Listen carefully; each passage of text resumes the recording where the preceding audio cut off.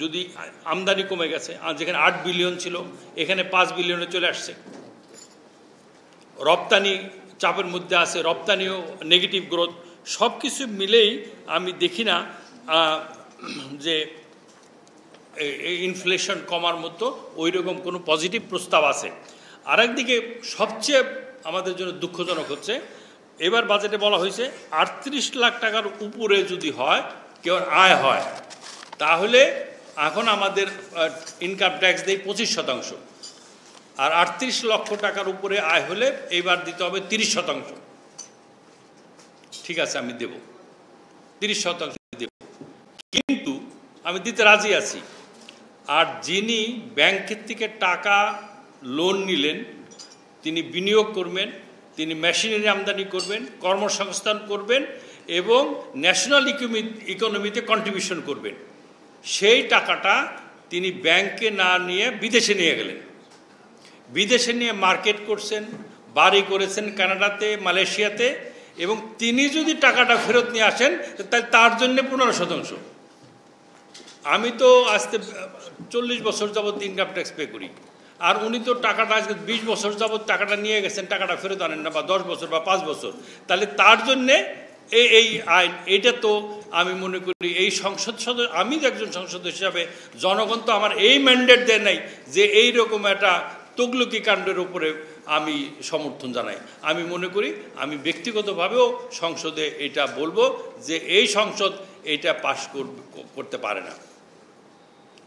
জনগণ আমাকে সেই ম্যান্ডেট দেয়নি যে 30% দিবে একজন, আর সে একজন কালোবাজারি বা অবৈধ টাকা যার উৎসও খোঁজা হবে না সে 15% দিবে। এটা তো হতে পারে না।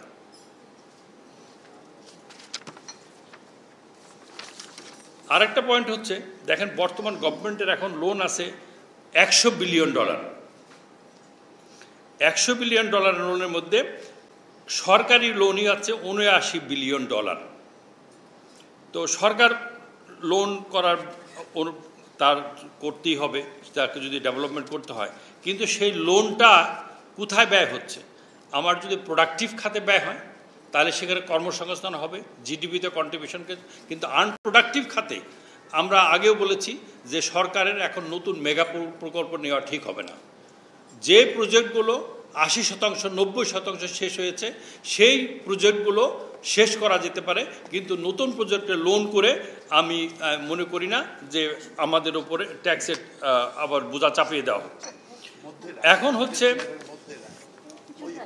এনবিআর এর চেয়ারম্যানের কথা যদি ফিরে যাই, এনবিআর এর চেয়ারম্যান কি বললেন যে আমাকে পলিটিক্যাল সাপোর্ট দিতে হবে। দেখেন 80% মানুষ এখনো কিন্তু গ্রামে বাস করে। এই 80% মানুষের মধ্যে একটা বিরাট একটা শতাংশ তারা এগ্রিকালচার উপর নির্ভরশীল। এই লোকটা কি করে, জমির খাজনা কিন্তু সে ঠিক মতো দেয়, 1 পয়সা কিন্তু কম নেয় না এসিল্যান্ড। সে জমির খাজনা দেয়, জমির উৎপাদিত পণ্য সে যখন বাজারে নিয়ে যায় সে কিন্তু মাসে ওখানে রাস্তায় তাকে ব্যারিকেড দেওয়া হয়, আইন শৃঙ্খলার বাহিনীও দেয়, আবার মাস্তানরাও দেয়। দেওয়ার পরে সে তার পণ্যটা বাজারে নিয়ে যায়, বাজারে নিয়েও কিন্তু ওখানে তাকে আরেকটা খাজনা দিতে হয় তার পণ্য বিক্রির উপরে। তাহলে আজকে সে কিন্তু কোনো এক্সকিউজ পাচ্ছে না। আর এক্সকিউজ কে পাচ্ছে? যিনি এনবিআর এর চেয়ারম্যান, যার কাছে রিস্ক করতে পারছেন না, যে হাজার হাজার কোটি টাকা ব্যাংকের থেকে লোন নিয়েছেন এবং সেই টাকা শোধ করছেন না, রিশিডিউল করছেন, তার কাছে কিন্তু এনবিআর এর লোক রিস্ক করতে পারছেন না। সেই কারণে বলছেন আমার রাজনৈতিক সাপোর্ট দরকার। আর সেটা না করে আমাদের উপরে যদি ট্যাক্স বাড়াবেন, গরিব মানুষের উপর যে একটা নিয়ন লাইট করে বিদ্যুৎ বিল সাশ্রয় করবে, এইটা আপনি তাকে তার উপরে ট্যাক্স চাপাবেন, কিন্তু তাকে আপনি ধরবেন না, এটা তো হতে পারে না মাননীয় অর্থমন্ত্রী সাহেব। তা আমি মনে করি মাননীয় অর্থমন্ত্রী সাহেব আপনার এই বাজেটে এইগুলো আপনার চিন্তার মধ্যে আনতে হবে।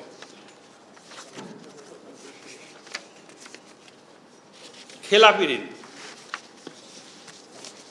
খেলাপি ঋণ সরকারি বাংলাদেশ ব্যাংকের যে পরিসংখ্যান তাতে দেখা যাচ্ছে 1,82,000 কোটি টাকা। কিন্তু আমাদের মইনুল হোসেন সাহেব, উনি চিটাগাং ইউনিভার্সিটির প্রফেসর, উনি বলছেন এটার পরিমাণ 5,00,000 কোটি টাকা।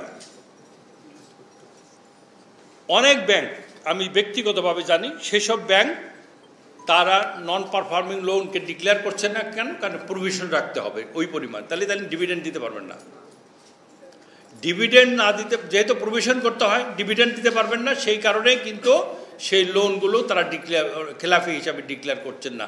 এর পরিমাণ 5,00,000 কোটি টাকা, এটা উনি বলেছেন একজন ইকোনমিস্ট হিসাবে। এখন বর্তমান বিভিন্ন ব্যাংকের থেকে, বিভিন্ন সরকারি আধা সরকারি ব্যাংক থেকে সরকার লোন নিয়েছে 4,50,000 কোটি টাকা, এবং বাংলাদেশ ব্যাংক থেকে লোন নিয়েছে সরকার 1,43,000 কোটি টাকা। তা এখন ফার্দার যদি লোকাল ব্যাংকের থেকে লোন নেয়, তাহলে কিন্তু প্রাইভেট সেক্টর লোন নিতে পারবে না, তার টাকা সংকট। এমনি 14% ইন্টারেস্ট, তাহলে সে বিনিয়োগ করবে কেমনি?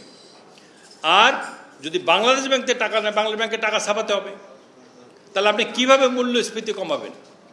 তো সেই কারণে আমি মনে করি সরকার যে অনুন্নয়ন খাতে যে 5,60,000 কোটি টাকা বরাদ্দ রেখেছে, এই জায়গায় সরকারকে তার মিতব্যয়ী হতে হবে।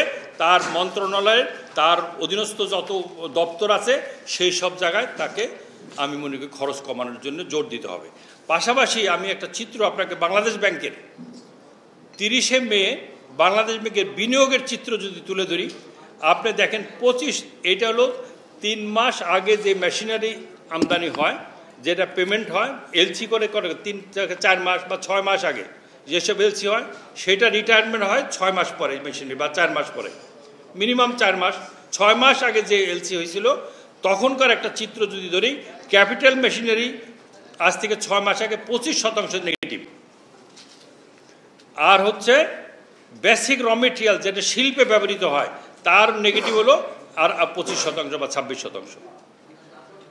তাহলে তো শিল্পে কেউ ক্যাপিটাল মেশিন আসছে না, বেসিক র মেটেরিয়াল আসছে না, বিনিয়োগ হচ্ছে না, বিনিয়োগ পিছিয়ে যাচ্ছে, কর্মসংস্থান হচ্ছে না, বেকারত্বের হার বাড়ছে। সেসব ব্যাপারে বাজেটে কোনো রকম ওই রকম কোনো দিক নির্দেশনা নাই।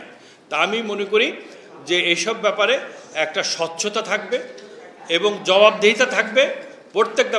আমি দেখি একটা কোনো পার্টি যদি লোন চায় সিঙ্গেল এক্সপোজারের থেকে তার লোন অনেক বেশি হলে বাংলাদেশ ব্যাংক নির্বিঘ্নে সেগুলো দিয়ে দিচ্ছে, রিশিডিউল করে দিচ্ছে এবং তার লোনের পরিমাণ বাড়িয়ে দিচ্ছে। এবং কোনো ক্ষেত্রে পত্রিকায় দেখেছি বাংলাদেশ ব্যাংকের গভর্নর সাহেব লেখেন বিশেষ বিবেচনায় অনুমোদন দেওয়া হলো। তাহলে বিশেষ বিবেচনায় আপনি অমুককে দিবেন, তাহলে আমাকে দিবেন না কেন? তো সব কিছু মিলেই যদি সরকারের মধ্যে প্রতিটা স্তরে জবাবদিহিতা নিশ্চিত করা না যায়, ব্যাংকিং সেক্টরকে যদি একটা ডিসিপ্লিনের মধ্যে না আনা যায়, বাংলাদেশ ব্যাংকে ইন্ডিপেন্ডেন্ট এবং তাকে অ্যাকাউন্টেবল না করতে পারে প্রত্যেকটা ব্যাংকে, এবং বাংলাদেশ ব্যাংক অর্থ মন্ত্রণালয় থেকে এটাকে আলাদা না করা যায়, রাজনৈতিক প্রভাবমুক্ত না করা যায়, তাহলে কিন্তু আমি মনে করি বাজেট আমি দিব, জনগণের ভোগান্তি বাড়বে, কিন্তু আসলে আমার এই বাজেট জনমুখী হবে বলে আমি মনে করি না।